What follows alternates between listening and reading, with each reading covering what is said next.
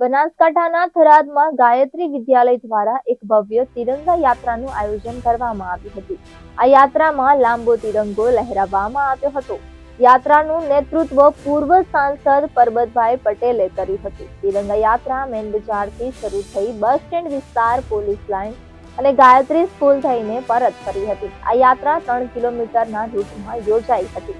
તિરંગા યાત્રામાં મોટી સંખ્યામાં વિદ્યાર્થીઓ સાથે અનેક દેશપ્રેમી નાગરિકો પણ જોડાયા હતા।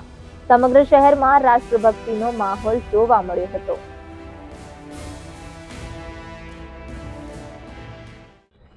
સમગ્ર દેશમાં આપણી આઝાદી જે અમર રહેવાની વાત છે, આમાં દેશના લોકલાડીલા પ્રધાનમંત્રીએ દર વખતે જે શરૂ કર્યું છે, આ વખતે બી 15મી તારીખ સુધી બધા જ પ્રજાજનો તિરંગા યાત્રામાં જોડાય કે જેનો રંગ લીલો, સફેદ અને કેસરી અને વચ્ચે ચક્ર, એનું મહત્વ શું છે? એટલે તિરંગા યાત્રા થકી જે આપણને આઝાદી મળી છે, આપણું આન બાન અને શાન જળવાય, એના માટે મિત્રો આ યાત્રા લોકોમાં જાગૃતિ માટે, દેશ ભાવના માટે મિત્રો નીકળે છે। ભાગરૂપે આજે ગાયત્રી વિદ્યાલય થરાદે પણ આ યાત્રાની મારા બાળકોના માધ્યમથી શરૂઆત કરી છે। આભાર।